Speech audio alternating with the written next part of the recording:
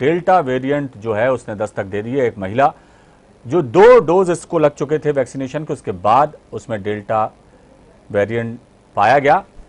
तो एक महिला के वेरिएंट से संक्रमित होने की पुष्टि है। लगातार कोरोना नए नए वेरिएंट के रूप में हमारे सामने आ रहा है।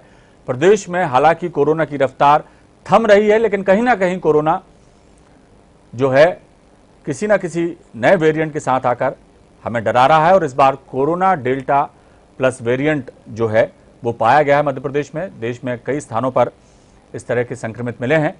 तो भोपाल में भी कोरोना डेल्टा प्लस का वेरिएंट मिला है।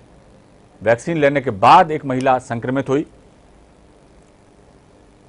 और इसको लेकर सरकार भी चिंता में है, स्वास्थ्य विभाग भी चिंतित है। और किस तरह से अब इस डेल्टा वेरिएंट से निपटा जाए, इसको लेकर तैयारियां पूरी तरह से चल रही हैं। और डॉक्टर भुवनेश्वर गर्ग हैं, वो हमारे साथ जुड़े हुए हैं। डॉक्टर साहब, ये जो कोरोना बार बार नए नए वेरिएंट के साथ आकर हमें डरा रहा है, अब ये डेल्टा प्लस वेरिएंट की बात सामने आई है, एक महिला भी संक्रमित हुई है। कितना खतरनाक ये डेल्टा वेरिएंट है और उसको रोका कैसे जाए, या उसके लिए हमें किस तरह से सजग रहने की और सतर्क रहने की जरूरत है ताकि हमें ये वेरिएंट जो है सतर्क ये संक्रमित ना कर सके? किस तरह से देखेंगे आप इसको? जी देखिए, सबसे पहली बात तो यही है कि हमारे देश के नीति नियंताओं को, सरकारों को, हमारे प्रधानमंत्री जी को, हमारे सारे मुख्यमंत्रियों को, स्वास्थ्य मंत्रियों को वायरस के पैटर्न के ऊपर नीतियां बनानी चाहिए थी, ना कि बाजार की मंशा के अनुसार नीतियां बनाने की जरूरत होती। दुर्भाग्य ये रहा है कि पिछले 6 कोविड वायरस के पैटर्न को किसी ने ना समझने की कोशिश की और ना उसके अनुसार अनुकूल व्यवहार बनाने की कोशिश की। नतीजा ये हुआ है कि हम लगातार सांप निकल रहा है और उसके पीछे फिर लकीर को पीटने की कोशिश कर रहे हैं। बार बार ये बात सामने आ रही है कि आज ऐसा हुआ, कल ऐसा हुआ, परसों ऐसा हुआ, तो क्या ये अनंत काल तक चलेगा? इसके ऊपर तो सोचा जाना चाहिए कि आखिर ये वायरस किस तरह से काम करते हैं। देखिए, बहुत सीधी सी बात है, हम लगातार आप सबके साथ इस बात के ऊपर बात कर रहे हैं कि ये वायरस के पैटर्न जब भी आते हैं, महामारी के तौर पर आते हैं, तो इसलिए आते हैं कि उनकी बहुत भरमार विश्व में हो जाती है। और अमूमन हम हर 100 साल में एक बार इस तरह की महामारी को, आपदा को होते हुए देखते हैं। हमने 1920 में ब्यूबोनिक प्लेग देखा था, जब करीब करीब 20 करोड़ लोगों की मौत हुई थी उसके अंदर। और हम 2020 में फिर ये नया वायरस देख रहे हैं। हालांकि ये वायरस कहा जा रहा है कि वुहान लैब से एक आर्टिफिशियल बायोकेमिकल वॉर के तौर पर चीन की तरफ से पेश हुआ, लेकिन जो भी हुआ वो मार्केट में है और उसकी वजह से संकट है। तो वायरस का बहुत स्पष्ट सा पैटर्न है कि वो आपके शरीर में इम्यूनिटी को टेस्ट करता है। आपके शरीर में ताकत अगर अच्छी होगी तो उसके साथ वो धीरे धीरे कमजोर पड़ते हुए, जिनको हम म्यूटेशंस कहते हैं। डॉक्टर साहब, एक चीज और मैं पूछना चाह रहा हूं आपसे। जी, एक सवाल और भी है मेरा जहन में कि ये जो वैक्सीनेशन हो रहा है, तमाम तरह की वैक्सीन इस वक्त हैं मार्केट में है, और ये जो वैक्सीन है, ये तरह तरह के जो नए नए वेरिएंट आ रहे हैं कोरोना के, इन तमाम वेरिएंट के लिए कारगर ये वैक्सीन है? इस पर रोशनी डालिए थोड़ा।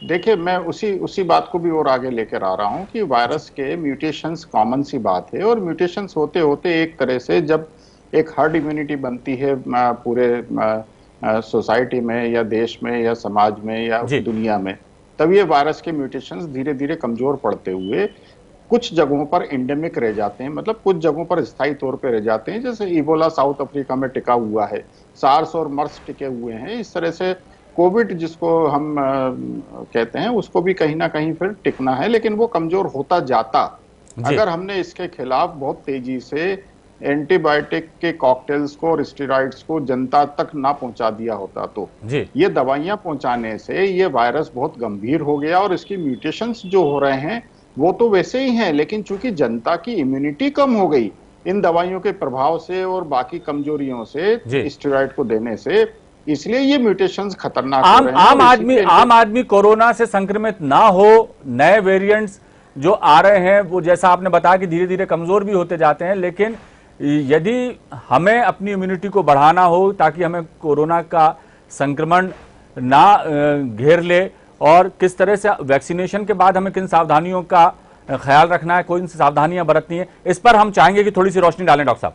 बिल्कुल, मैं अपने दूसरे पार्ट को फिनिश कर दूं, जो आपने वैक्सीन से रिलेटेड पूछा था। तो मेरा सवाल आज भी वैक्सीन को लेकर कायम है, और हमने हमारे सारे मित्रों को, सबको ये कहा है कि जिनको भी कोरोना का संक्रमण हो चुका, उनको अपने अंदर एंटीबॉडी टेस्ट कराना चाहिए, और अगर एंटीबॉडी बन चुके हों तो नेचुरल एंटीबॉडी के खिलाफ आपको कोई आर्टिफिशियल एंटीबॉडी वैक्सीन लेने की जरूरत नहीं है, और कालांतर में ये बातें साबित होंगी।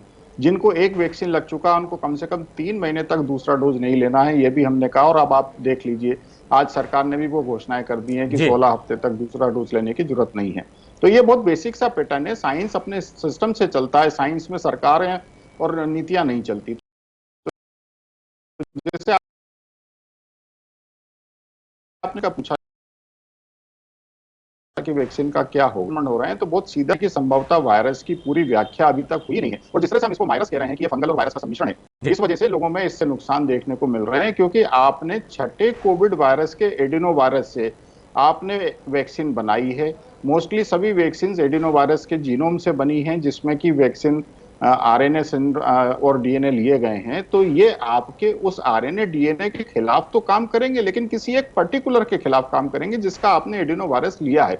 अब मुश्किल ये है कि 450 तो कोविड के वेरिएशंस मिल चुके, म्यूटेशंस मिल चुके, और दूसरा उसके साथ फंगस का, टाइफाइड का, टीबी का बहुत सारा संक्रमण और मिल रहा है। और जिन लोगों में भी इम्यूनिटी कम है, जैसे जिन लोगों में डायबिटीज है, या जिनको स्टेरॉइड और हैवी एंटीबायोटिक के डोजेस मिल गए हैं, जिनके अंदर इम्यूनिटी बहुत कम हो गई है, तो उनके अंदर ये फंगल और इम्यूनिटी और डॉक्टर साहब एक बात ये है, समय हमारे पास थोड़ा सा कम है, तो हम बस इतना चाहते हैं आपसे, एक संक्षेप में आप ये बताएं कि आज के इस दौर में जब कोरोना संक्रमण की रफ्तार घटी जरूर है लेकिन ये खत्म नहीं हुआ है, ऐसे में आम आदमी को सोशल डिस्टेंसिंग, फिजिकल डिस्टेंसिंग और मास्क लगाने के अलावा, हाथ धोने के अलावा अब और क्या सावधानी बरतना चाहिए ताकि हम कोरोना के संक्रमण से बच सकें, वैक्सीन लगवाने के पहले भी और वैक्सीन लगवाने के बाद भी? मैं चाहूंगा संक्षेप में आप जरा सा ये लोगों को ये सुझाव दीजिए। बिल्कुल, इसमें सबको संक्षेप में सलाह यही है कि बिल्कुल मत डरिए, बाजार के ऊपर मत जाइए, और खास तौर से जैसे हम बार बार सबको समझा रहे हैं कि इस बीमारी में चूंकि वायरस पर कोई दवाइयां काम नहीं करती, तो शुरुआती 3 से 5 दिन में आप किसी भी सर्दी जुकाम बुखार में किसी तरह की दवाइयां हरगिज नहीं लीजिए। अपने आप को तरोताजा रखने के लिए, अपने आप को न्यूट्रिशियस ताकत देने के लिए लगातार भोजन, लिक्विड और गर्म पेय पदार्थ लेते जाइए। इस चूंकि बारिश का मौसम चालू हो गया है, तो पानी का भी आपको बहुत ध्यान रखना है कि पानी साफ सुथरा हो। अगर आपके पास फिल्टर नहीं है तो उबाल के ठंडा कीजिए। अपने आसपास साफ सफाई रखिए। अगर आपके पास चलिए डॉक्टर साहब, बिल्कुल हम चाहेंगे कि आपने जो सुझाव दिए हैं निश्चित तौर पर हमारे दर्शक भी सुन रहे होंगे, जो लोग सुन रहे होंगे वो इस तरह से ख्याल रखें तो निश्चित तौर पर हम इस वायरस से बच सकते हैं, संक्रमित होने से बच सकते हैं। लेकिन अब ये वायरस है, धीरे धीरे ही जाएगा, रफ्तार कम जरूर हुई है लेकिन ये खत्म नहीं हुआ। बहुत शुक्रिया डॉक्टर साहब।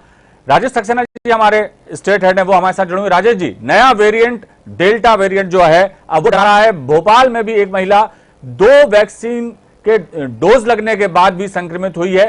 तो एक तरफ तो ये राहत की बात है कि ये इसकी रफ्तार कम हो रही है, लेकिन नए नए वेरिएंट के रूप में आकर जिस तरह से डरा रहा है, सरकार जो है वो भी थोड़ी सी सजग है। और जैसा डॉक्टर्स कह रहे हैं कि हमें अपनी इम्यूनिटी का बहुत ध्यान रखना होगा, लेकिन सरकार को भी चाहिए कि अब अपनी नीति कुछ इस तरह से बनाए कि तमाम जो वेरिएंट है उनको लेकर किस तरह से वो रणनीति बनाकर आगे चले ताकि हम कोरोना से मुक्त हो सकें। जी राजेश जी।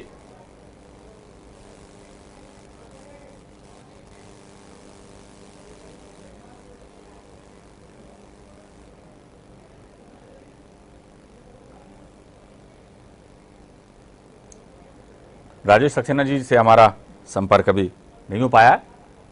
तो तीसरी लहर की आशंका भी है। डेल्टा प्लस वेरिएंट जैसे नए नए रूप में आकर कोरोना हमें लगातार डरा रहा है। कोरोना की रफ्तार मध्य प्रदेश और देश में कम हो रही है, ये राहत की बात है, लेकिन ये खत्म नहीं हुआ, ये भी एक चिंता की बात है। लेकिन जिस तरह से चिकित्सक बताते हैं, जिस तरह से उनका कहना है कि हमें इससे डरना नहीं है, सावधान रहने की जरूरत है, अपनी इम्यूनिटी को बढ़ाना है ताकि हम कोरोना के इस कहर से बच सकें। और इस पर हम सीधे चलेंगे, हमारे स्टेट हेड राजेश सक्सेना हमारे साथ जुड़े हुए हैं। राजेश जी, क्या कहेंगे? नए नए वेरिएंट के रूप में डरा रहा है कोरोना, और डॉक्टर्स भी कहते हैं कि सरकार को अपनी रणनीति सिर्फ इस तरह से नहीं बनाना चाहिए कि इलाज हो सके, कोरोना के नए वेरिएंट को देखकर भी उन्हें ऐसी नीतियां बनाना चाहिए ताकि इसको समूल रूप से नष्ट किया जा सके, खत्म किया जा सके देश में। जी देखिए अविनाश जी, जिस तरह से नए वेरिएंट की अगर हम बात करें, खासतौर पर जिस डेल्टा प्लस वेरिएंट की बात हो रही है, राजधानी भोपाल में इसका जिस तरह से एक केस आया है और उसके बाद अब इसको लेकर हड़कंप मचा हुआ है। खास तौर पर जिस तरह से इस पूरे मसले को देखा जाए, पूरे मामले को देखा जाए, क्योंकि जब जिस महिला को ये डेल्टा प्लस वेरिएंट का वायरस आया था, उसके बाद उसका इलाज हो चुका, वो ठीक हो चुकी, लेकिन ये सारी चीजें बाद में ही जानकारी में आई है। और उसी के बाद अब इस नए वेरिएंट को लेकर लगातार भोपाल में इसको लेकर हड़कंप मचा हुआ है।